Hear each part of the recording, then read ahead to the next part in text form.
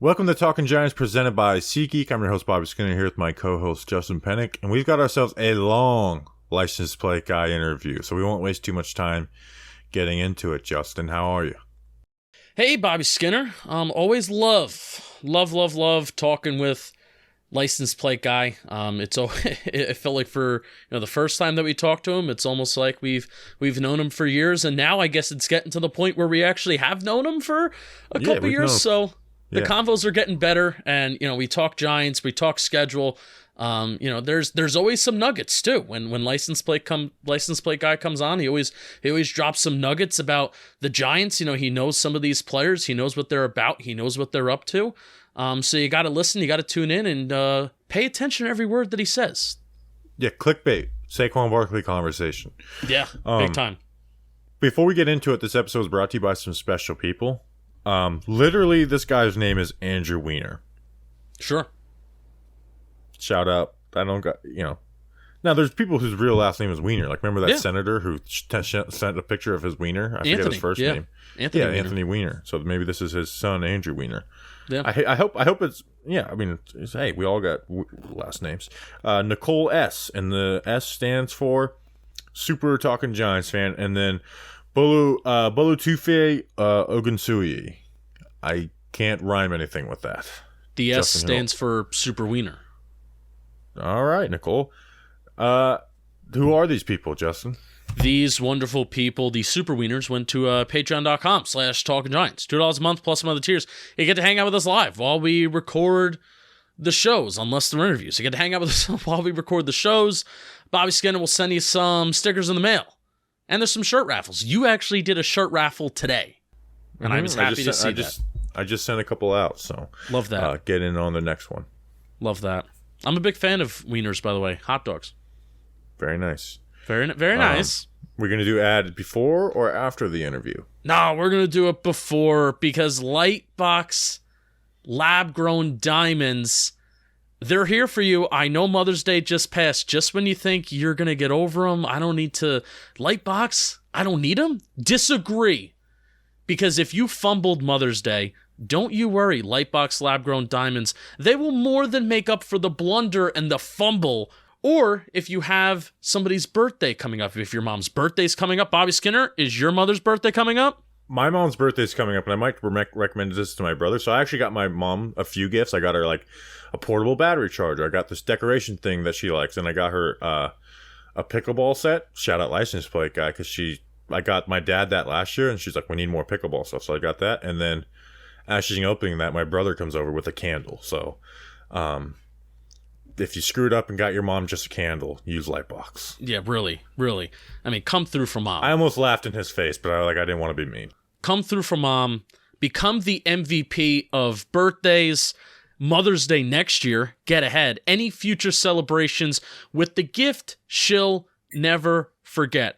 I want you to use promo code TalkinGiants10 for 10% off your purchase. Shop Lightbox lab-grown diamonds and use code TalkinGiants10 for 10% off your purchase. Bobby Skinner, you'll be super glad you did.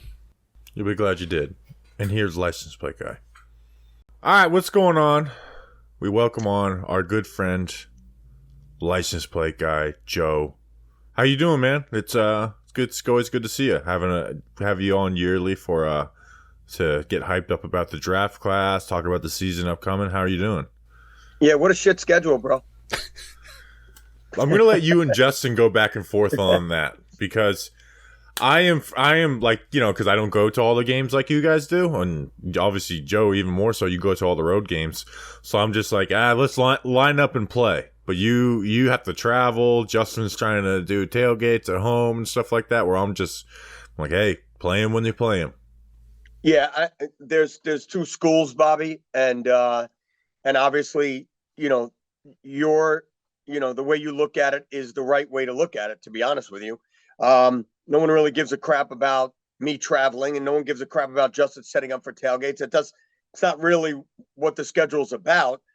It's whoever's lining up in front of you, and you got to play. And if you're, if you want to subscribe to the oh yeah, we want to go against your best and our best, that's fine. You want first 5-6 games or whatever, all playoff teams, or 5 out of 6 or whatever it is. Yeah. I mean, yeah, something like that. I mean, yeah, it's what you want, right? Our best versus your best. I just saying a shit schedule and then complaining about who you're playing in the NFL are kind of two different things. Look, I'm not talking about the traveling part, although we'll talk about that in a minute. I just don't like it. I don't like the amount of road games right away. I don't like any of it. That's all. So first of all, you have an off-season beard going, which looks you look fantastic. Maybe we'll come back to that later. But I want to go to a player's perspective right away first. Yeah. Before we be like, yeah, tailgate's traveling. I'm even wondering, are you staying out west like the Giants probably are between weeks 2 and 3? But even think about it from a player's perspective, Joe, because you've talked to players long enough. Do you think players get that schedule and they're even looking at it being like, shit, every single away game that we have this year is followed by another away game? Is that even a mentality that players have, where it's like, if there are certain weeks that I may not even be home, or even that West Coast trip where the Giants are not going to be home for a whole week and a half from their families or whatever's going on? So do you think that's something that they look at? Yeah, man, that's a great question because, but I got the whole schedule again, and I do have some players that reached out and was like, hey, do you have the schedule? And one player who's hopefully going to be signed soon. And I'm like, you don't have the schedule, bro? And he's like, no. And I sent it to him, and his first thing back was, what a shit schedule. So, so I use the same thing. So, yeah, you're right, Bobby. Some, like a Darnay Holmes, who I talked to on a reg, doesn't like being away from his family for all those days. You're right. And then most are in Bobby's camp. Shit, I don't care. Let's go. So, it doesn't matter. Our best versus your best. So at the end of the day, I would say the majority is, are in Bobby's camp. Sure. This is just, even though inside, like when we first started talking Giants, I'm like, I'm never going to complain about the Giants on prime time because it negatively affects me. Because selfishly, I'm like, oh man, like this sucks because, hey, those podcasts are our biggest podcasts, and having a couple hours to debrief and not being dead tired just makes for a better show. So selfishly, I'm like, man, I kind of hate the primetime games. It just kind of messes up the week a little bit. But I would never say that publicly that I hate the primetime games. So I love the primetime games, actually. And now when Justin gets a hold of this, it's 100% primetime. Now it's public. Now when Justin gets it, it's public. Yeah. Yeah, so he'll chop it up. He'll chop it up and put an ugly picture of you, and he'll be like, "I hate it." But it is. But it's what it's like. At first, I'm like, oh, I don't really like a schedule, and then I just kind of like am over it. Obviously, I don't travel and stuff like that as much. But I do look at it like, hey, we get the Chiefs, or we get the Cardinals before Kyler's back. We get the 49ers early in the season, so their QB situation will be in flux. Like, they might get to play Sam Darnold, Sam Darnold might actually look good in the 49ers offense, because the 49ers offense makes every quarterback look good. Yes. Except last year's playoff game. I don't know. Well, they didn't even have a quarterback in that playoff game. That's what I'm saying. I was really hoping to get Josh Johnson in the Super Bowl. Just a nice full circle moment for him. So it's that. But hey, you were in Kansas City. How was the draft experience there? It was amazing. I ask you guys why you're not there, and I'm going to continue to ask you guys every year. But going to the draft is incredible. The NFL does an amazing job. Started out, when fans got the inner circle crap back in Dallas, and it was the greatest thing I've ever went to. And then you fast forward all these years later, and I'm still going. And Kansas City was phenomenal. I get there early. I get my choice of breakfast, lunch, and dinner for barbecue. And then, this year was a little different though, guys, because, picking 2 or 6 or 25, I did question whether I really wanted to go to the draft. It was like, I don't know, like 25, I'm going to sit there. What if the Giants trade back? I'm going to be there a whole day and not be able to see a pick.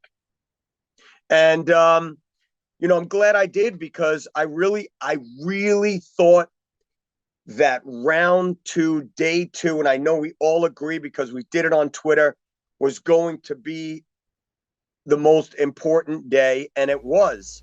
And Oh, I it was love amazing. how the draft played out. You guys did an amazing job of really educating the normal fan about players, different players to look at, and hats off to you guys and several other whoever's who did their college scouting. But it's funny, we all had the same group of guys that we wanted to draft. I was a big Joey Porter Jr. fan, um, because I never gave any thought that Banks would be there. I didn't think Joey Porter Jr. would be there either. So when it was coming close, I think I sent out a tweet that said, and don't get me wrong, guys, I wanted wide receiver. Well, let me ask you that before. Go. You get to pick 20, all the wide receivers are available. And I feel like every Giants fan's head is like, okay, we're getting one of the 4. And then they went correct. 4 in a row.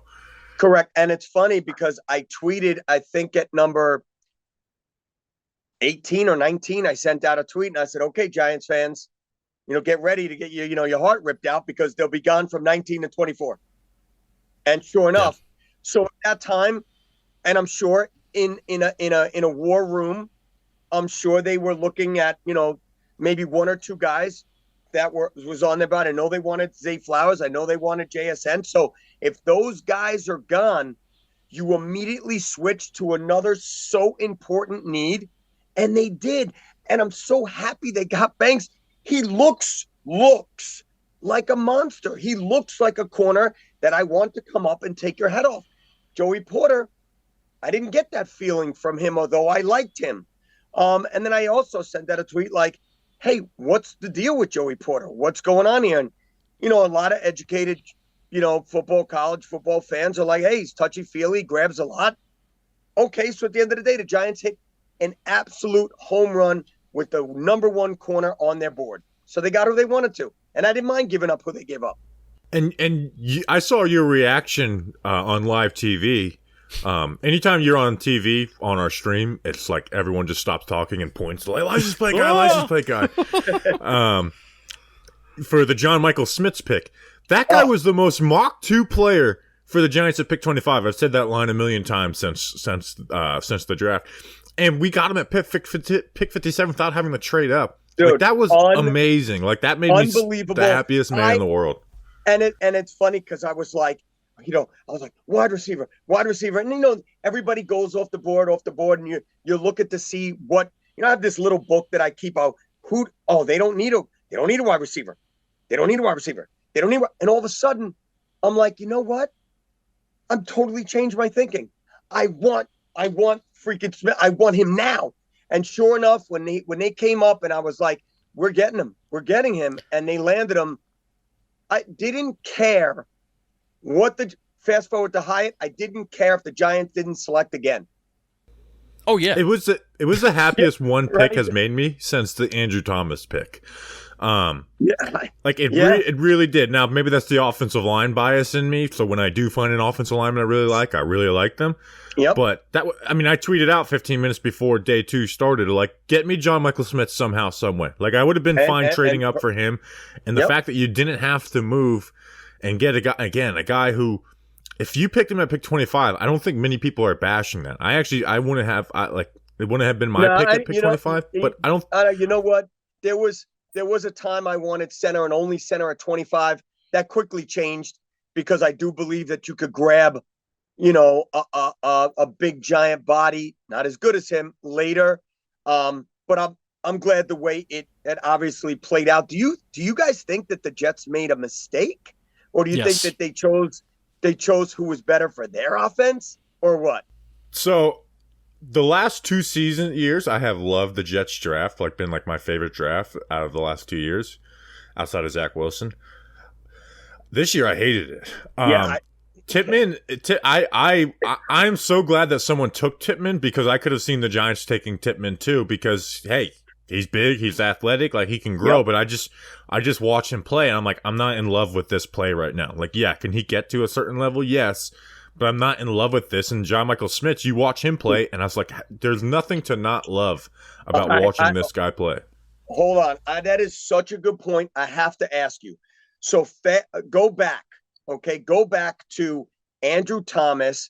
And remember, you and I went at it a little bit because I was like, I love Andrew Thomas, but Marie, what was it, Wills or Will? Tampa Bay took Wills, him. Yeah. The Giants went, he was the most athletic, but the Giants went with the most NFL ready. And they chose Thomas. And plain and simple, fast forward to now, I believe the same issue came up with the Jets, and I believe they thought Tippmann was the most ready. I don't. Yeah, it's. I didn't even view him as a second-round player, but yeah, I try to not get too caught up in our own views of them because, at the end of the day, the draft just can be kind of random. But let me say this too, even just about rounds 2 and rounds 3, Joe, I can't. We talked about Deonte Banks for 2 minutes because it's crazy how day 2, and this isn't anybody's fault. It's crazy how day 2 has us so excited. I am quickly going through the draft years and where I'm going back to is 2013, where it was Pugh, Hankins, and DeMontre Moore. I'm trying to have some sort of comparison in my brain, at least off of hype. When was the last time Giants fans were more hype, if not just as much of hype about our day 2 picks and our rounds 2 and round 3 picks as we are about round 1, if not even more than what we are excited about round 1? No, great question. You'd have to go back, and I don't actually know. I don't have an answer to that other than to say that when you draft, you think you hit a home run in every round, but especially in round 1, especially in round 1. But in round 2 as well, and you're like, oh my God, I can't believe we got that guy in round 2. We all do it. But you're right. I have no idea. Maybe it's because the Giants picked at 25 and it kind of already feels like round 2. Yeah, that's a good point. So it was weird picking late in the first round where it's you kind of got to get, you got to, you're changing the expectation from a surefire player to hey, there's 24, or I guess we trade up one spot, but hey, 23 guys, we're taking over this guy. We see end of the first round guys turn into all pros all the time. Yeah, it's you're expecting the other guys to be better. But that's and Bobby, that's a really complicated, complex situation you're talking about, because it's not 23, 24 players, and we picked 24. It's not that, because you then have to break down on your board only the receivers, only the cornerbacks, only the, you know what I mean? And then it's wait, is he the best out of, top 3? Is he the best top 3 in that position? It's so difficult to break this down. But yeah, Justin, I don't have an answer. I don't remember. By the way, I can't get out of my head the 3 players you mentioned. I really liked Pugh. Hankins was incredible, and DeMontre Moore is a causing fumble machine. He just an idiot, and I love him. So I thought those were 3 good picks, actually. But, yeah, man, I thought the draft was great. And you know what, guys? I did bring you guys back a gift. Nice. Kansas City's own Eagle Tears. Yes, the Eagle Tears. It does exist. It was the best cheesecake milk I've ever had in my life. Nice. So it was curded up. It was delicious. Yeah. Oh, I thought you meant cheesecake milk, it got chunky. Yeah. No. It's a cheesecake milk. Oh, and I swear to you, it tasted like a cookies and cream. Oh, I don't really drink milk, so maybe I actually have to try some Eagle Tears.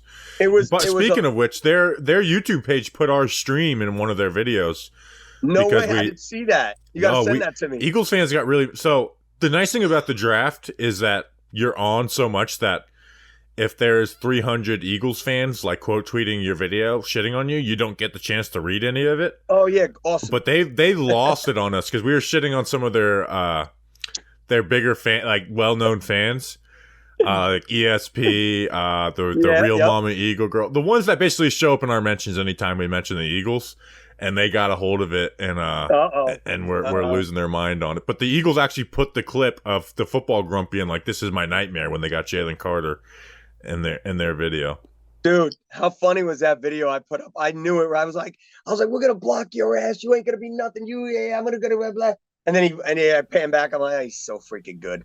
Yeah. He's a monster. Now we just got to hope he's lazy. Like, hey, the pro day, the not showing up the pro day out of shape, that is indicative of who you are. That's all we can hope for at this point. I pray, or I don't know, hang around with John Moran. I don't know, John Moran. I don't know. John Moran. It's like you have one job, dude. Stop putting guns on Instagram Live. $200 million. $200 million. I don't get it. So we were talking center with John Michael Schmitz and stuff. A center I really like if the Giants weren't going to get John Michael Schmitz, I was hoping they'd get this guy in the third round. He went to the Commanders. So yes. Center I really like taking the Commanders. And Nick Gates went to the Commanders. This is our first emotional breakup with a Giants player. You obviously had to deal with it, specifically with the Commanders too, with Landon Collins and then other guys. How do we deal with this? The Giants player we're the closest with, the first one who ever gave us an in, and now you are on our rival. Yeah, and you have to face Dexter Lawrence, which is you're going to look really bad when you do play him. So let's not sell Nick Gates out on this too much, but he went to the Commanders. I know, but I just miss having him on the team. Obviously, I'm super hyped that jump. I'm super happy that John Michael Schmitz is on there. Yeah, but look, he's obviously gonna battle, and it does suck. And now you guys are gonna enter. You already have, because I've seen some of the tweets. But now you guys are gonna enter the, get off of Nick Gates' jock already. He's no longer a Giant. Or why'd you guys wish him happy birthday? You guys are so fake. You're gonna enter into that long lost love hate on Twitter as well, if you haven't already. And it's the worst, because some things, and it's such cliche, but some things are bigger than football. Like we're actually friends with him. He's actually a good dude. He actually will come over and hang out, watch a basketball game. And, that doesn't change. I still have that, with 42 and 46 guys or Landon Collins or Odell, but it's never going to end. You'll have that friendship for life, and you'll just have to deal with the emotional breakup on the football field. Well, and the fact that it's he has to play Dexter Lawrence when we play us, which dude, you're facing the best nose tackle in the NFL. Come on, Bobby, you're not friends on game day. That's a given. Yeah, I hope he whiffs on every single block, and I love him. Which he said, I'm not looking forward to having to block Dex twice a year. He did say that. So did Schmitz. So we're all right. Yeah, at least Schmitz gets to do it. We get the quote "iron sharpens iron." You're gonna get that a million times. Yeah, I'm a big iron sharpens iron guy. By the way, you're we both were linemen. I was a light in the ass lineman, but he won't stick with that snap. You know that, right? There's no way. I didn't think he would either, but why did they let him do it at rookie camp? I hear you. And then for him to say what Daniel Jones is comfortable with, Daniel Jones ain't going to be comfortable with that. I don't know. I'm going on record. It's not going to be that snap. It's not. Wow. That's the first thing we're looking for out of OTAs next Monday. I know. So am I, because it became the talk of Twitter. Yeah. Yeah, I like taking that. Let's get one little thing out of rookie camp and OTAs, and let's talk about it. So we have Giants fans prime for when OTAs kick off on the 22nd. How's John Michael Smith sniping the ball, and who's got a green dot on their helmet? Bobby Okereke or Xavier McKinney? Yeah, so exactly. So Bobby Skinner's camp, and Justin is just geared up for the Panther game. There's no other way to describe it. I'm so ready for that week 2 preseason game. You have no idea. Speaking of which, me and you argue preseason. That's kind of crazy. So the Patriots game no longer, and I first shocked you up. It's we play in the season, even though they don't care, but maybe they didn't want to do 2, and then Duggan came out and said the Brian Flores stuff may have a little bit to do with it, and reminded me. Remember, Belichick got pissed because Wink Martindale was blitzing the piss out of them in the first preseason game. Yes. Yep. So maybe that had more to do with it than we thought. That's going to be weird if we lose the Patriots preseason game forever. Not forever, but for a long time at least. I don't know. What about combining camps With the Patriots? Yeah. Duggan made it sound like they don't want to work with them anymore. Yeah, because of that. He made it sound like the relationship is strained. Yeah, I saw that too. And another guy that I speak to that, our boy, Who? he said it was strained as well. Okay.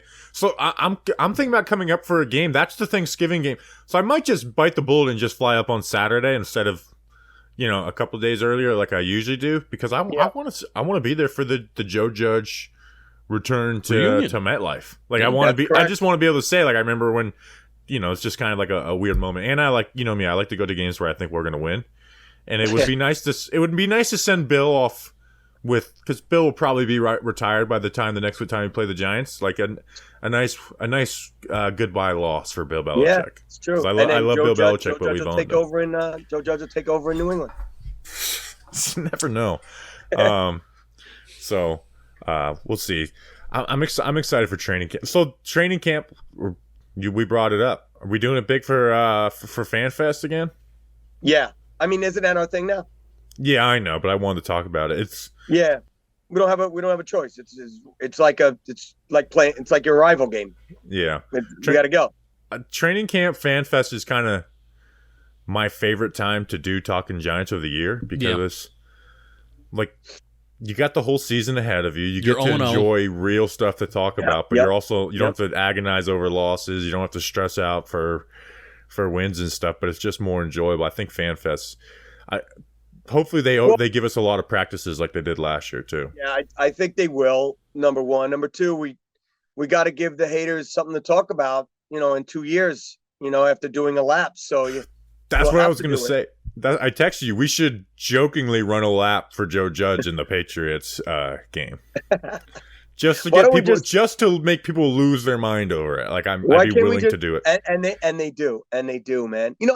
It's not even hate anymore. I think the attention of the hate, I think it's fake hate. It's so much hate that it's become fake hate for some people. I try to not get into arguments on Twitter anymore, which is, I took that advice from you a long time ago. Yep. But I did, I can't remember what it was, like a month ago. And the guy responded with the Joe Judge running laps. Yes. I was like, yes, we've talked about. I don't care. We did it. We had fun. I don't get it. It wasn't that guy Momo, right? Who was in his basement? No, it wasn't him. Somebody else. They're going to love hearing their name on the podcast. That's true. Momo's a good guy. Leave him alone in the basement. Yeah. He actually, Justin, we've grown as frenemies on Twitter.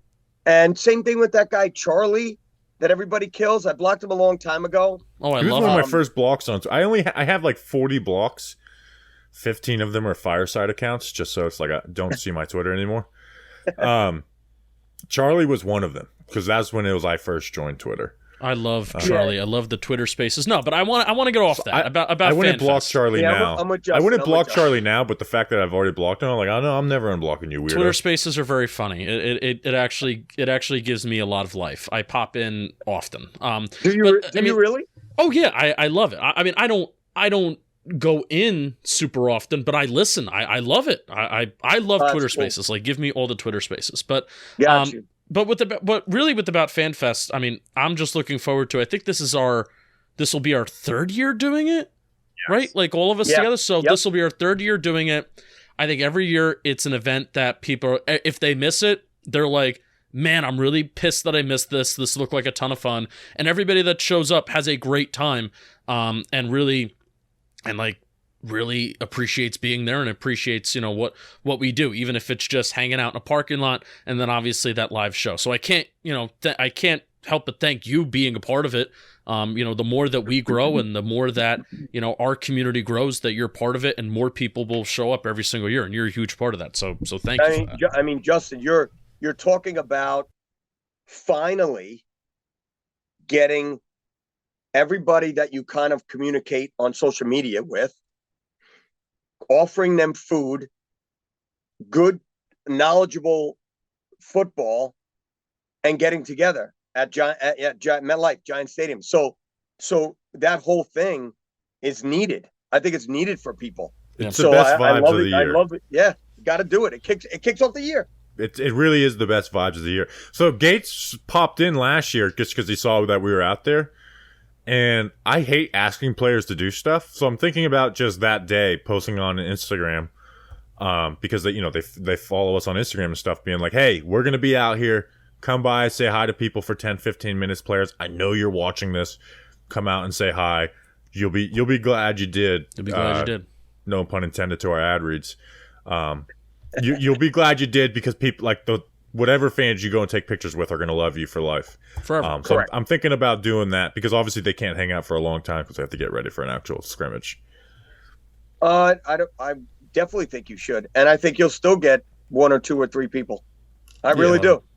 Yeah, we got to get a couple out there. All right, I'm going to flip the script. I'll help you with that. I'm going to flip the script here, and I'm going to bring it back to the 2023 Giants. And you mentioned this guy indirectly. You got to be really listening, an in-tune listener of this episode if you heard LPG say this. You kind of mentioned Barkley earlier without mentioning Barkley, and you obviously have the Barkley hat on. I'm not going to put you on the spot and say, is he going to be extended? Is he not going to be extended? Unless you want to answer that. But what I'm dying to hear and just know and be a fly on the wall in his camp.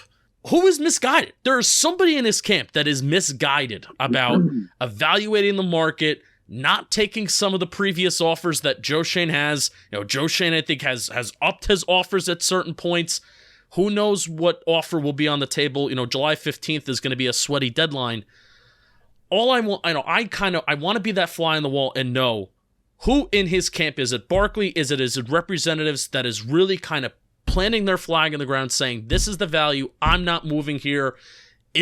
Are they all in sync with each other?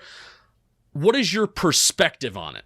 Basically, the Giants have won the PR war. What is the holdup? Joe. Well, Justin just stole the thunder at the end of it when he said, is it they're in conjunction.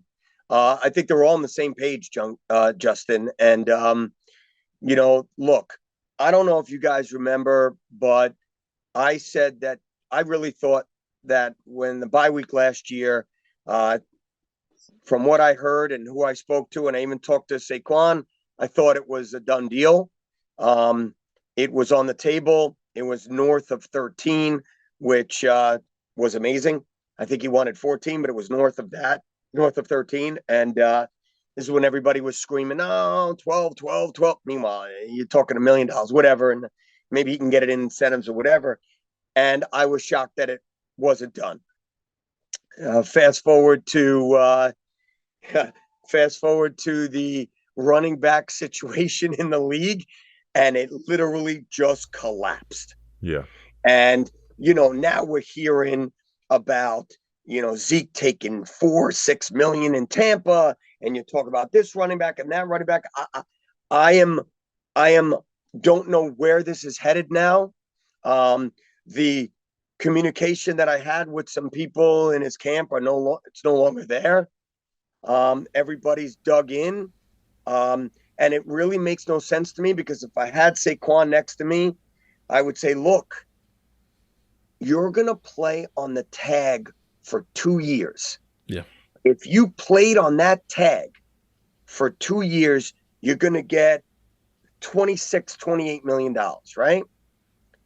Sign your contract for 3-4 years at X amount of dollars with incentives. You're not losing out on any money. Because if you really play the game of the contract, isn't it all about guaranteed anyway, guys? Does it really matter if he's making $19 million a year? What's he guaranteed? After 3 years, what's he guaranteed? Is he guaranteed $30 million?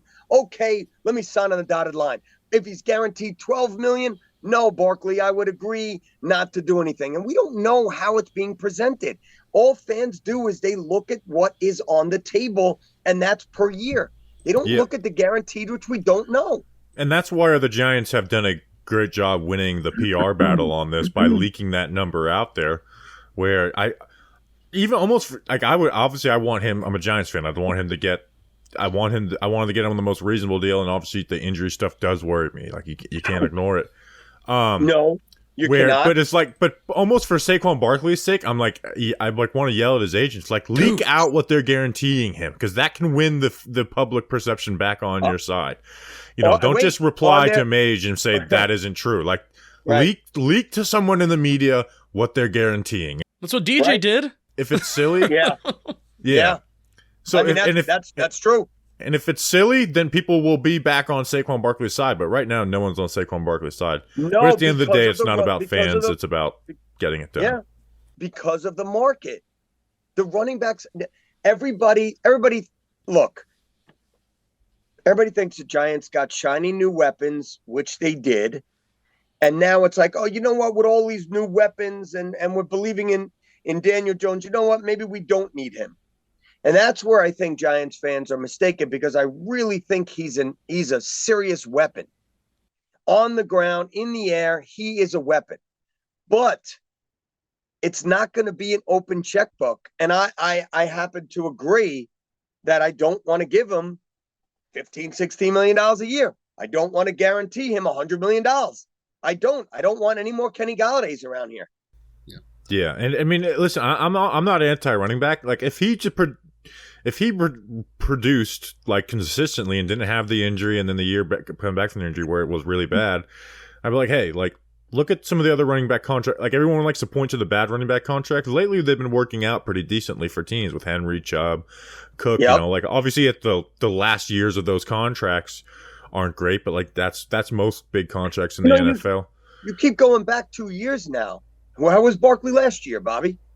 Good. But what I'm saying is, like, if he didn't have that 2 year blip, like it wouldn't worry as much. So I want to ask you two quick hitter questions with it. Deadline to sign a long-term extension, I think, is July 7th. Is one signed? Yes or no? I think he signs. Okay, so you do. So you think by July so he will get a long-term deal done. Let's say he doesn't. Is he in training camp day one? Yes or no? That's a great question. This brings me flashbacks to the Landon Collins problem. Well, I'm not going to play on that. I'm going to play on that. He said he wasn't going to play on that, but he really would have played on that. He actually would have played on that because he told me. Did Landon show up to training camp day one on the tag? I can't remember. I don't think he did. Yeah, I can't remember exactly. Actually, I can't remember either. I think Barkley shows up with a new contract. I think he shows up without a contract on the tag. I think he signs the tag. Yeah. So you think he'll get it done by July 7th? I do not think he's going to be a hindrance. Okay. Cool. All right, let's get off the Saquon. But still, we'll get off of it. And the way that I should have worded this earlier, I'm still itching to know if there is or there was any specific kind of party clamoring for more. I really have a hard time believing that his entire team is in total agreement with the way that things have gone, because they've gone horribly for him. And I really do think, even if he signs a long-term contract extension, he is going to miss out on millions of dollars. Somebody messed up. And it sucks for him. Yeah. I mean, but do you really hold them accountable for not knowing the future? Do you really hold them accountable for saying, "Oh no, we're not going to sign that $13 million contract"? You know, we want 16. Hey, but this is also why, and these are people that are supposed to be smarter than us fans, right? They're supposed to be people that you pay a lot of money to forecast these types of things. Your agents, your representatives. That's what they're supposed to do. They're the one. So much of this shit is done. Of like the off season is done before the off season. You know what I mean? Yeah. Where are guys going to go? What are guys going to do? What are teams going to pay for? And stuff like that. So I hate to, it is playing Monday morning quarterback, but at the same, I'm saying this sucks for Saquon Barkley, the person, because he is losing out on millions and millions of dollars. But again, I'm wondering, if there has, in my brain, there has to be some sort of, it can't be total unison. Is it Barkley that's saying, hey, I think I'm worth this? Or is it the representative saying, maybe you should have taken that, you should have hold out, whatever. I will tell you that the Giants massively upgraded in the GM department, because I know for a fact he was pissed that he didn't get to sign him on that bye week. So I know that someone in his camp and the general manager of the New York Giants were not happy. Okay. Yeah, that's good information. That right. Does that mean things went south from then till now? No, but I know that he was on his last limb. Then he was pissed it didn't get done. And it seems like he is too. Where you hear Shane, when talking about Jones and talking about DJ, you could hear it after the season. We're happy to have Daniel back, and there was explanation on the type of player that Jones is. Even now, there is a dismissive tone to Joe Shane's voice whenever he is asked about Saquon Barkley and his contract. And he loves him. He loves him. Yeah, I'm sure. He loves him as a player. He loves him as a man. He loves him as a son. He loves him. I mean, how could you not? I mean, he really is all around, good guy. Yeah, he just seems to not want to give his side anything to like you said, this nice about Saquon Barkley, which obviously is like good business. But it's like, even when talking about Dex, like he lights up, says we're gonna get it, we're gonna work to get something done, and then with Saquon's like, yeah, no new info, no new info. Yep. Can you get anything? Can you mention anything better than how that whole thing with Dex went down? I mean, how freaking awesome was that whole thing? The contract, what it looked like, how could I help? That was the market, whatever, well, let's do it. Give me a big hug. See you the next day. I mean, everything about that whole Dex Giants thing is great. Yeah, that was one of those contracts where it's like, it's going to get done. We'll be happy when it is. Not stressing it at all. Yeah, he sent me a text. He's like, it's a good day. That's why I sent it to Giant Day. I was like, all right, it's a good day. And Joe, even in general, I mean, something that, you as a Giants fan who's a very unique Giants fan who has a unique relationship with a lot of the players. How do you like all the times I said unique there? Unique. This has been quite a different and refreshing offseason for you and for all of us who root for these guys and we like these guys. Getting some likable guys back on second contracts, Darius Slayton, Daniel Jones, Dexter Lawrence. Getting those guys that we've through good and the bad, we've rooted for these guys, and now they're back for, at least Jones and Dex, they're back for a couple more years. I mean, you have to be happy picking 25, Justin. Yeah. That means we're going into the offseason as a playoff team. Losing, getting crushed, hate that place, but I mean, you're already happy. You're already looking into the future. And then that didn't last very long, right? Because then the negotiation started. $40 million, you out of your freaking mind. And then I'm going to fast forward. That was crazy. It was crazy because, again, we're talking about the market. I know it's kind of silly to say, but it is the market. Mm-hmm. And he will be not that highly paid in 2 years. It's mind-boggling. But anyway, yeah, it is. It doesn't hurt that finally the Kadarius Toney thing is put to bed and who we got, for that. So when you add all of these shiny weapons and it's shiny new toys in the offseason, there's a lot to be happy about. So I'm excited. I said that this year would be a good year. You'll probably ask me at the end, but I'm going to answer it now. I'm going with 12 wins, and I'm sticking with that. And guess what? If the Giants put together 1 or 2 or playoff victories, I'll be happy.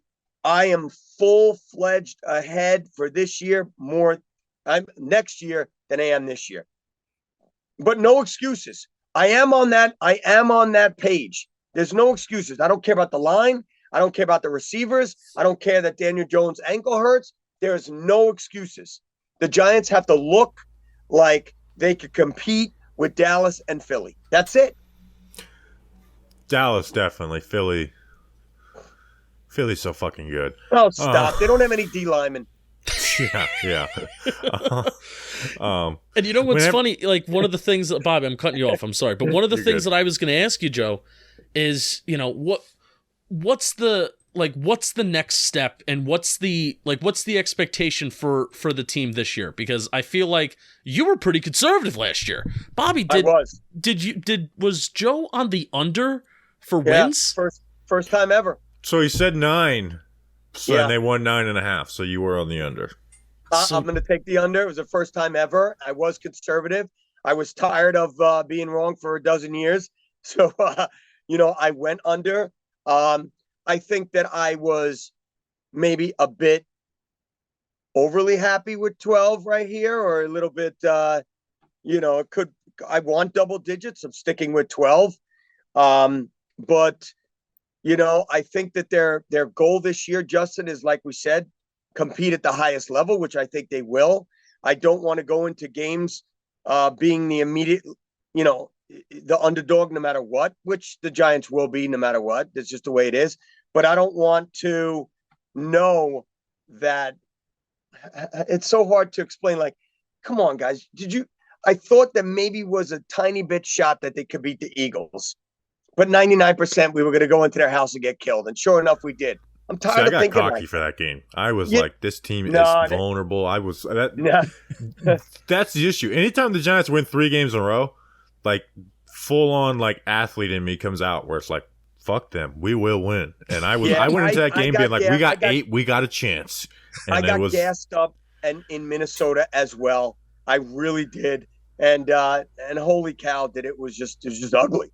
They were in a class by themselves. It sucks. Yeah. Also, Super Bowl 42 and 46 for the rest of our lives will always have us like, hey, there's always a shot. Like we did something last week where I said like we're not Super Bowl contenders, and someone's like, how are we not Super Bowl contenders? Were we Super Bowl contenders in 42 and 46? And I'm like, I mean, I think I'm right, but I can't argue that. So it is. Every year, the ball bounces right, injuries and this and that. But let me ask you guys a question. This is a major question. Do you think the Giants have all their offensive starters on the line on the team right now? I do not. On the offensive line? Yes. I do. Who do you think is coming through that door? I don't know. Now you see, you're smirking. You're smirking. No. That's not a smirk. That's not a smirk. That's not a fish. I'm not dangling anything. I just think that the battle at guard, one way or the other, I don't know. But they paid Lewinsky. They got Azudu, who they drafted with a higher draft pick, and then Bredesen was the best performing out of the group last year. I think he is back strong from injury. Yeah, that's true. That's something actually to look out for in OTAs too, is with him. Right, and I just feel like it's a little bit of a concern. That's all, and I just feel like everybody thinks this is your team. Let's move forward. We're good to go. When you have to look at the people that get hurt, the people that the good guys that get cut in camp. I don't know. I just feel like there is a strong concern with that position. Joe Looney, welcome to the Giants again. No problem. You don't have to run laps this time. But we will the Thanksgiving weekend game. Justin, you got anything else? I have one more thing. Now you showed us the Eagles tiers. Yeah, I'm gonna shut up after I ask this question because the screen automatically changes the way that we present the show to everybody. But show us something cool. Yeah, anything new? No, I don't know about new. I'll show you a couple of things. So, did you ever see a picture like this of Odell?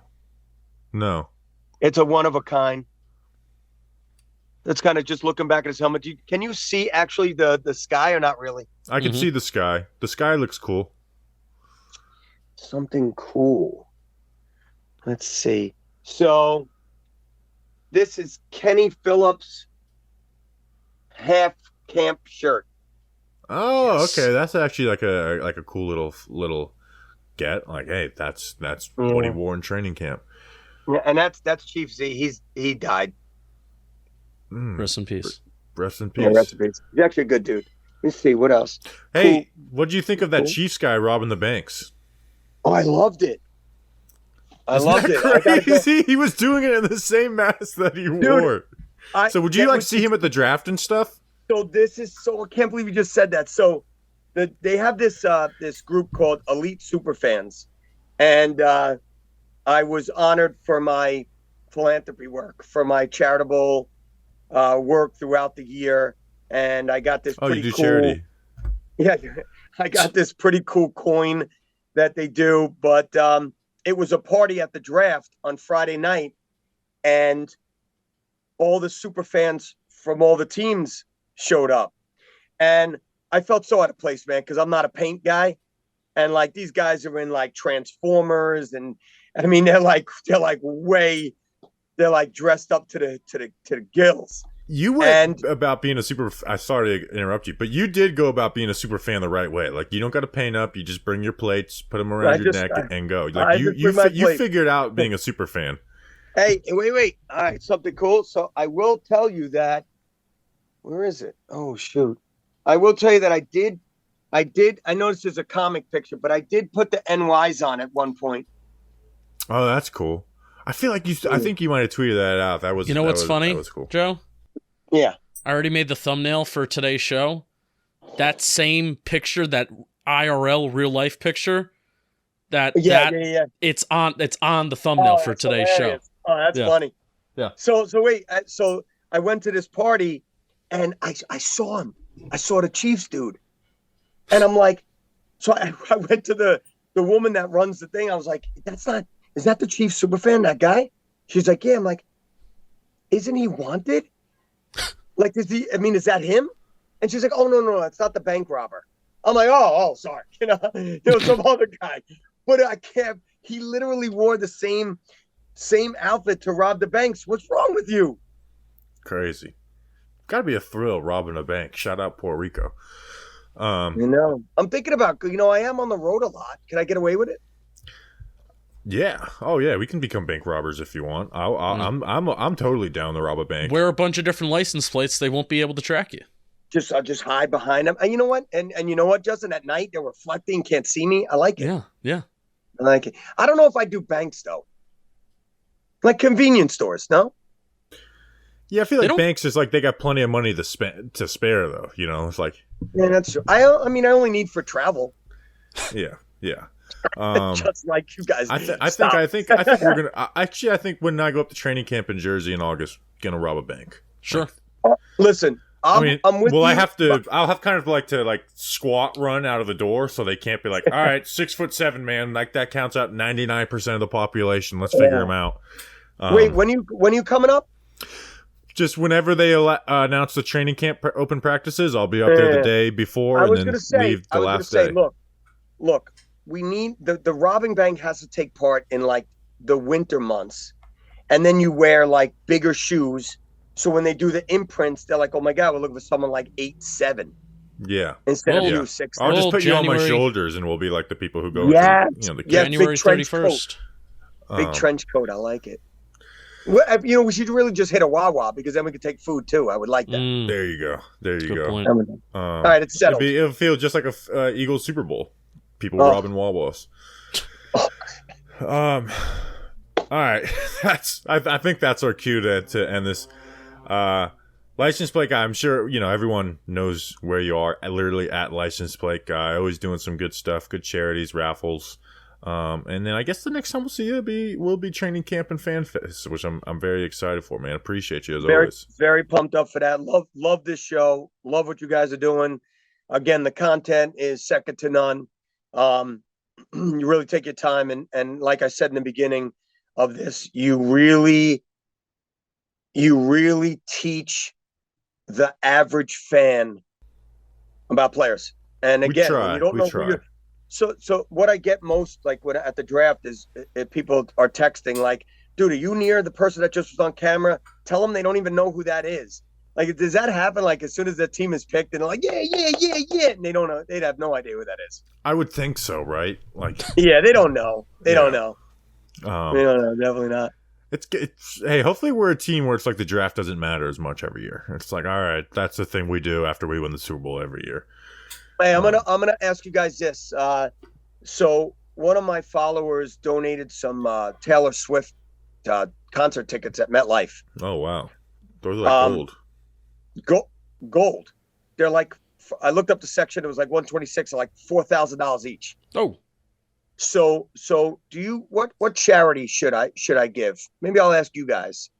I'm gonna give everything I get straight to a charity, and I'm boiling it down, but I'm picking your brain too. Maybe I'll throw it in the mix. I mean, I like the one you did for the softball game. You know, I remember the when the COVID year we raised some money for them. I forget the name exactly right now. Well, we did. I mean, I did St. Christopher's Inc., which is St. Christopher's. Yeah, that's what it was. Troubled youth. And I've worked with players on theirs, whether it's Darnay Holmes or Blake Martinez or whoever. And then I try to give it to my obviously my favorite one is the J Fund. But yeah, so that's a good one. So are you going to do it on Instagram Live? Yeah, like I always do. I want to. I'm always so transparent about it that I need to be sitting here, trusty, and then I just shake it up and I pick it, and whoever wins, that's it. I try to watch most of them and then be like, oh, this guy died. Like, gotta give him to me, Joe. Yeah, they do. I get a lot of that. Give away like a couple of shirts from our store, like as like okay, so we can at least give some little bit of incentive for people. Yeah, I can do that. Because I know you give away if you're giving away something big, like I'm going to give away these gloves or this something like that. So just give away a couple of shirts from our store, we'll do that so people get a little consolation prize too. Done. Perfect. All right, so let me know when you're doing it because I want to make sure I tune in. I will. On the Instagram Live. All right, man. We appreciate you. We went a good while. I love it. We'll talk soon, man. No doubt, guys. All love. Appreciate you. Everyone go follow at License Plate Guy. Talking Giants, baby. First the world. Bam. All right. Dun, dun, dun, dun, dun. All right. Thanks, License Plate Guy, for coming on. As always a good time. It's one of it's like the only interview where it's like, okay, we got to do our best to keep this under an hour. And I think we've had him on for like an hour and 20 minutes before. Yeah. So always good stuff with him. So we'll be back on Friday. I think we're going to do our 53-man roster episode. Which is always an exciting one. It doesn't sound exciting, but everyone, like, 53-man rosters gets people to click. Like, I want to know who's making the cut and who's not. So I kind of got a good idea of what I'm going to do, and we're going to keep in mind special teams. And there's going to be some weird cuts that have to be made. So, that will be coming to you on Friday. So we'll see you then. We appreciate you guys. Until then, let's go Big Blue.